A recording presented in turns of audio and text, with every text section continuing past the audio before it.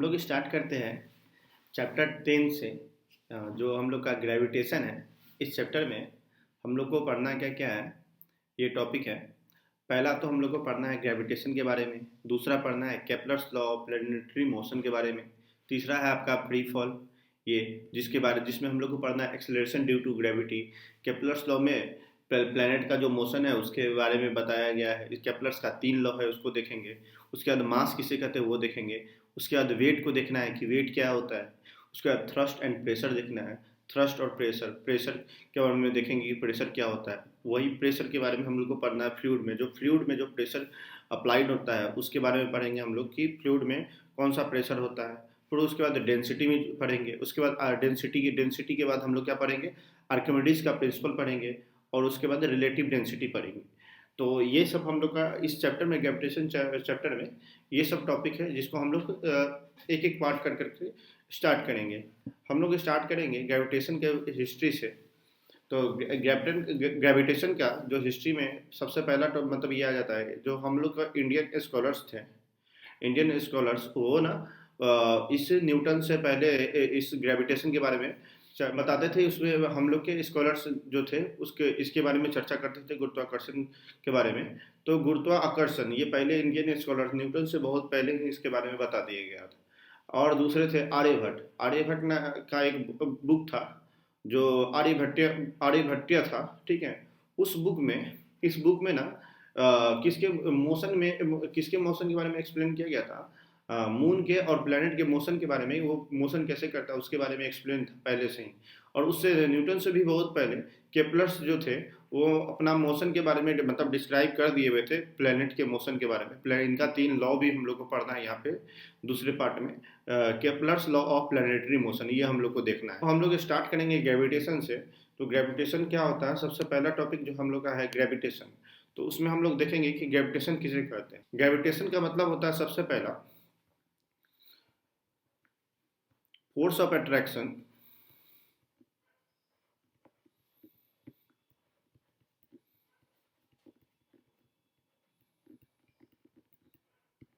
Force of attraction between two objects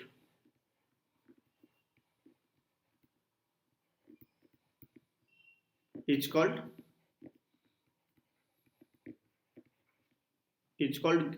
force of gravitation।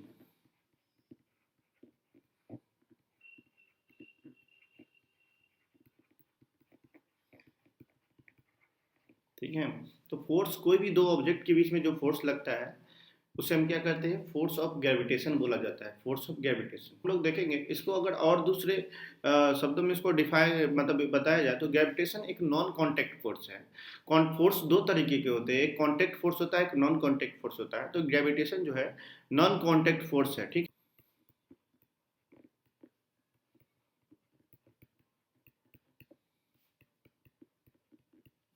ठीक है। Two bodies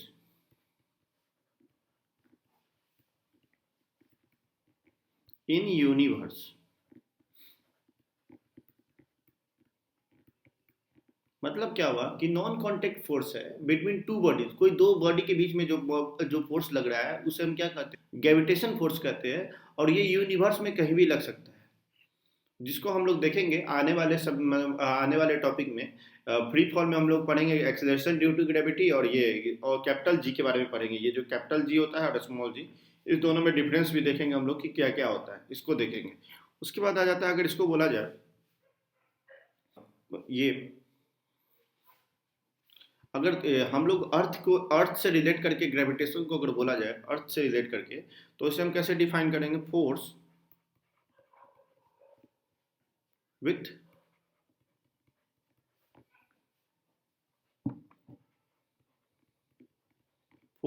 which the earth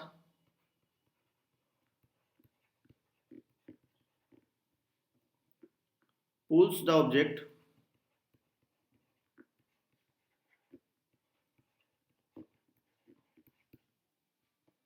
towards its center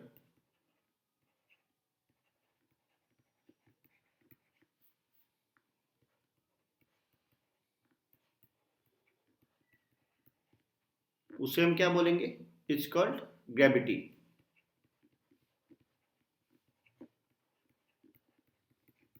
मतलब क्या हुआ? Force with which the earth pulls, मतलब earth जो पुल करता है कोई भी ऑब्जेक्ट को अपनी तरफ, उस मतलब अपनी सेंटर की ओर, उसे हम क्या बोलते हैं? ग्रेविटी बोलते हैं। सेंटर यानी अर्थ का जो सेंटर है वहां पे, अगर ये अर्थ है, ये ऑब्जेक्ट, ठीक है, कोई भी मतलब ये अर्थ हो गया, और कोई भी ऑब्जेक्ट, अगर ये दूसरा अगर कोई ऑब्जेक्ट ले लिया जाए यहाँ पे, तो ये ना इसके सेंटर से, मतलब ये दोनों, ये फोर्स को मेजर किया जाएगा इसके सेंटर से। ये सेंटर हो गया और ये सेंटर, ये दोनों फोर्स, ये दोनों के बीच में जो फोर्स लगता होगा, यहाँ से जो फोर्स, ये दोनों के बीच में जो फोर्स लगता होगा उसे हम क्या कहेंगे? एक अर्थ हो गया, एक तो आपको कोई अदर ऑब्जेक्ट हो गया, उसे हम क्या कहेंगे? ग्रेविटेशन कहेंगे। अगर इसको कैसे डिफाइन किया जाएगा? Force with which the earth pulls the object toward its centre, मतलब अपने सेंटर की ओर ही खींचेगा, उसे हम क्या बोलेंगे? ग्रेविटी बोलेंगे। अब हम लोग देखेंगे यूनिवर्सल लॉ ऑफ ग्रेविटेशन को, देखेंगे कि यूनिवर्सल लॉ ऑफ ग्रेविटेशन का हम लोग को देखना है कि ये लॉ कैसे काम करता है, और इसके बारे में देखेंगे कि इसे किसने प्रपोज किया था।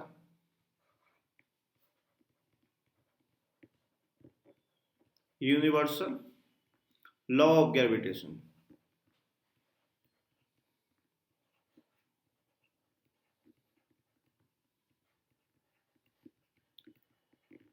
यूनिवर्सल लॉ ऑफ ग्रेविटेशन को किसके द्वारा दिया गया था?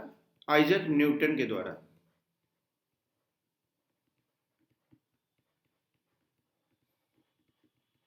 आइजैक न्यूटन के द्वारा ये जो यूनिवर्सल लॉ ऑफ ग्रेविटेशन को दिया गया था, इनका जो इनका थ्योरी था, जो बोलते थे कि कोई भी ऑब्जेक्ट ना एक दूसरे को अट्रैक्ट करता है, कोई दो बॉडी एक दूसरे को अट्रैक्ट करता है कहीं भी।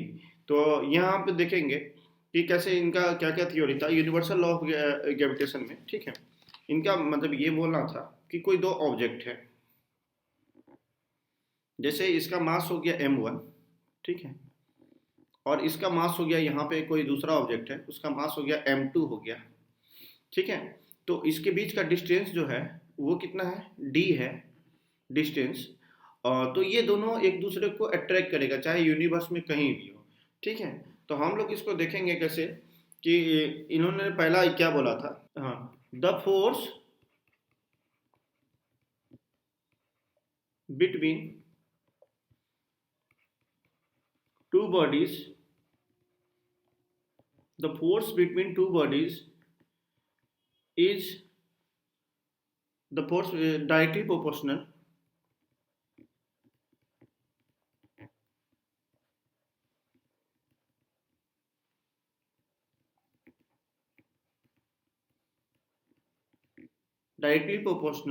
to the product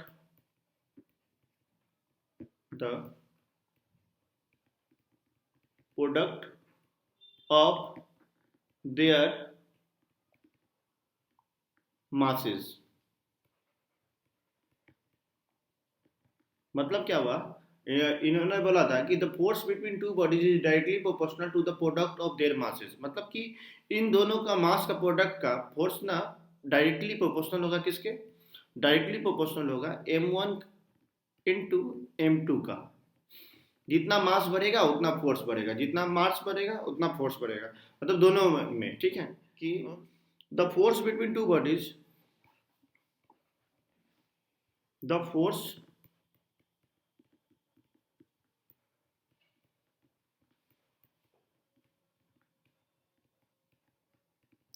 between two bodies is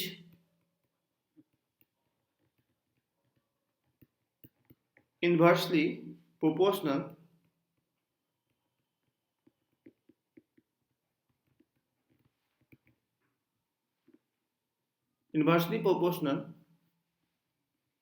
to the square of the distance between them, square of the distance between them। तो क्या बोला उन्होंने कि मतलब कि जो ये जो इन्वर्सली प्रोपोर्शनल होता है इन दोनों के स्क्वायर का, फोर्स जो होता है, फोर्स वो इन्वर्सली प्रोपोर्शनल होता है डिस्टेंस का स्क्वायर का। बोला कि जो प्रोडक्ट होता है, प्रोडक्ट का जो मल्टीप्लाई होता है वो डायरेक्टली प्रोपोर्शनल होता है फोर्स का, और पहला इक्वेशन में इसमें। और दूसरा में बोला गया कि इन्वर्सली प्रोपोर्शनल होता है डिस्टेंस का, जैसे जैसे डिस्टेंस बढ़ाएंगे वैसे वैसे फोर्स डिक्रीज करेगा। अब अगर दो मैग्नेट को अगर रख दिया जाए तो जब भी नजदीक अगर वो आएगा तो एक दूसरे को रिपेल करेगा या अट्रैक्ट करेगा, और मतलब अपोजिट में रहे तो नॉर्थ और साउथ रहे तो एक दूसरे को अट्रैक्ट करेगा। जैसे जैसे मतलब ये मैग्नेट है, अगर धीरे धीरे धीरे नजदीक ले जाएंगे तो फोर्स इंक्रीज करते हुए चला जाएगा। जब भी डिस्टेंस को बाहर मतलब ये मतलब डिस्टेंस को अगर इधर ले दिया, मतलब डिस्टेंस बढ़ाया जाए इन दोनों के बीच का, मान लीजिए अगर यहाँ से यहाँ रख दिया जाए तो दोनों के बीच का डिस्टेंस इंक्रीज कर दिया, डिस्टेंस इंक्रीज करेगा तो फोर्स डिस्टेंस इंक्रीज करेगा, ठीक है, तो फोर्स क्या करेगा, फोर्स डिक्रीज करेगा। तो ये हम लोग को ग्रेविटेशन फोर्स में देखें, अगर ये दोनों इक्वेशन को कंबाइन कर दिया जाए, ठीक है, इक्वेशन 1, ठीक है, 1 एंड 2 को कंबाइन कर दिया जाए तो हम क्या बोल सकते हैं, फोर्स जो होता है ना वो डायरेक्टली प्रोपोर्शनल किसके होता है, m1 into m2 by D square, ये होता है। तो हम इसको क्या बोल सकते हैं, एक तो ये होगा डायरेक्टली प्रोपोर्शनल होता है किसके, प्रोडक्ट ऑफ मास का, ठीक है, कोई भी दो प्रोडक्ट का, इसका मतलब कोई भी दो ऑब्जेक्ट का मास का अगर मल्टीप्लाई किया जाए तो वो डायरेक्टली प्रोपोर्शनल होगा फोर्स का, और इन्वर्सली प्रोपोर्शनल होगा फोर्स का, मतलब डिस्टेंस जो है इन्वर्सली प्रोपोर्शनल होगा फोर्स का। तो हम लोग यहाँ पे देखेंगे इसको हम क्या लिखेंगे, और फोर्स इक्वल टू क्या लिख सकते हैं, जी, जी जो होता है यूनिवर्सल कांस्टेंट होता है, और यहाँ पे क्या आ जाएगा m1 into m2 by D square. तो ये हम लोग का था यूनिवर्सल लॉ ऑफ ग्रेविटेशन। ये जो जी है ये क्या होता है, जी को बोला जाता है यूनिवर्सल ग्रेविटेशनल कांस्टेंट। ये जो जी है इसको क्या बोला जाता है,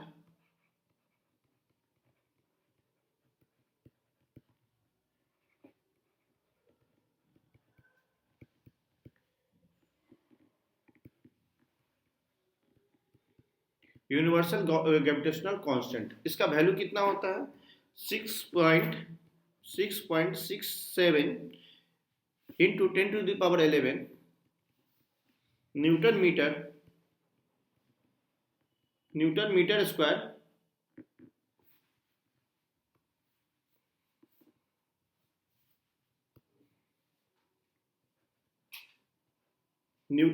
स्क्वायर बाई केजी स्क्वायर। ये क्या होता है, ये होता है आपको कांस्टेंट होता है यूनिवर्सल ग्रेविटेशनल कांस्टेंट। कभी भी दो भी ऑब्जेक्ट के बीच में, ये ना पूरा यूनिवर्स में काम करेगा, यूनिवर्स में कहीं भी रहे तो हम लोग ग्रेविटेशनल मतलब जब किसी भी दो ऑब्जेक्ट के बीच का फोर्स निकालना होगा तो ये जी का वैल्यू हम इतना ही लेंगे, 6.67 into 10⁻11 newton metre square by KG square, यही लेंगे हम लोग ये यूनिवर्सल ग्रेविटेशनल कांस्टेंट को। अगर देखा जाए, ठीक है, importance of universal law of gravitation अगर देखा जाए तो इसमें कौन कौन सा फेनोमेना आ जाता है,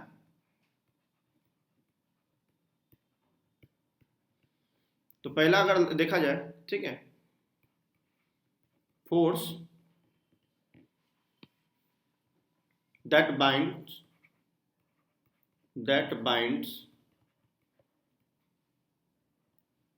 अस टू अर्थ, मतलब जो भी आदमी मतलब पृथ्वी पे है उसको कौन, ग्रेविटेशनल फोर्स ही है जो मतलब पकड़ कर रखता है, बाइंड करके रखता है। दूसरा अगर देखा जाए तो क्या है, मोशन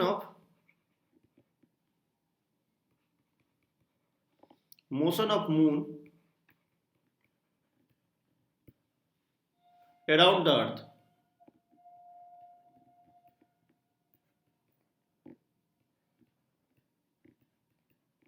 ठीक है, motion of moon around the earth.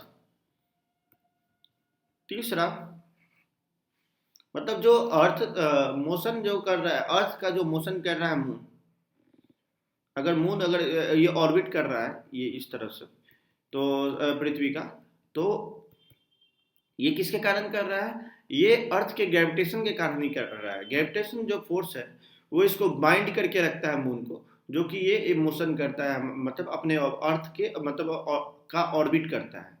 ठीक है, अगर तीसरा एक एग्जाम्पल देखा जाए, ठीक है, motion of planet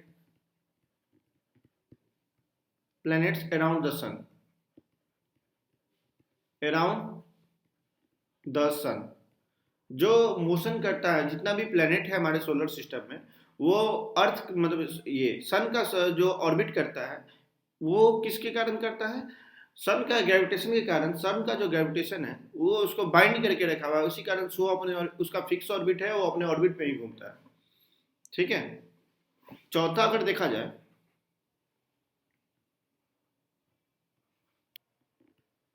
Tide due to moon, ठीक है, and the sun,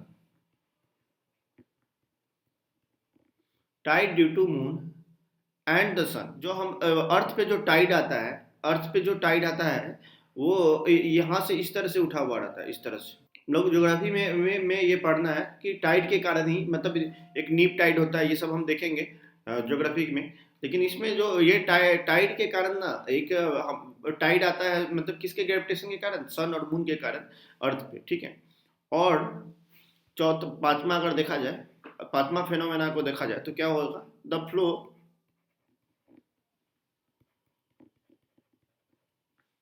of water, the flow of water in river,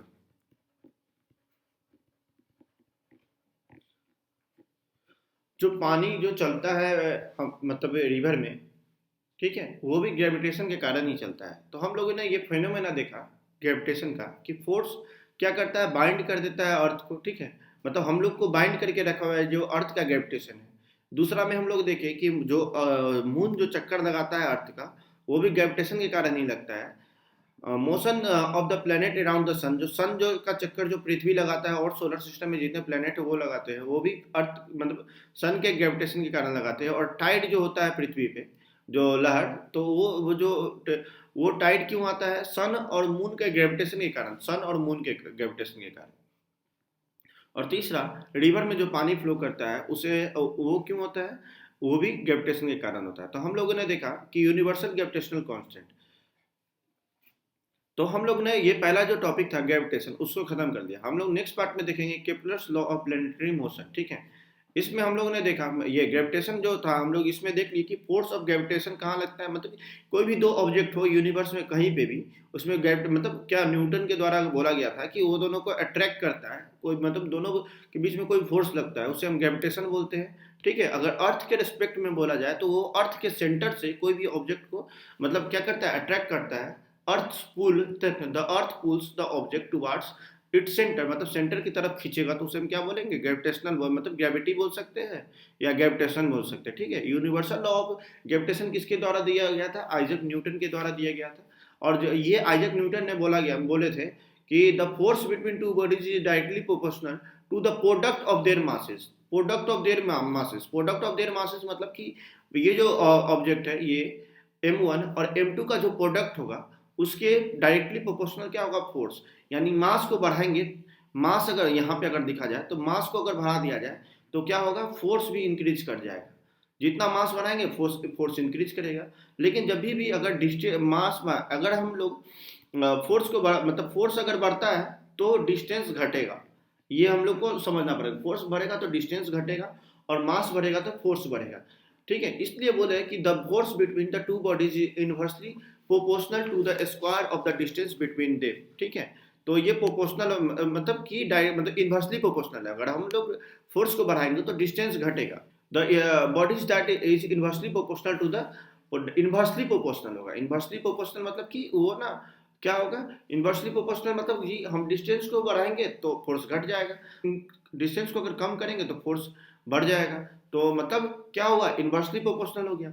यहाँ पे हम लोग देखें कि पहला इक्वेशन ये वाला जो था फोर्स, मतलब पहला इक्वेशन जो product of masses and inversely proportional of distance square का, हमको क्या कर दिए? दोनों को कंबाइन कर दिए तो ये आया। और ये जो था जी क्या था? जी ग्रेविटेशनल, यूनिवर्सल ग्रेविटेशनल कांस्टेंट, ये यूनिवर्स में कहीं भी अप्लाई हो जाएगा। ठीक है। इसी से ये जी से हम लोग आगे जब एक्सेलरेशन ड्यू टू ग्रेविटी को फाउंड करेंगे, ये वाला जी जो था उसको फाउंड करेंगे कि कोई भी ऑब्जेक्ट पर जो ये जी लगता है, इसका वैल्यू आता है 9.8 मीटर पर सेकेंड। ये कैसे आता है, ठीक है, 9.8 मीटर पर सेकेंड स्क्वायर जो आता है, ठीक है, ये कैसे आता है, इसी जी के कारण आता है, कैपिटल जी के कारण। और इसमें हम फेनोमेना देख लिए, हम लोग नेक्स्ट पार्ट में देखेंगे केप्लर्स का लॉ। ठीक है, थैंक यू।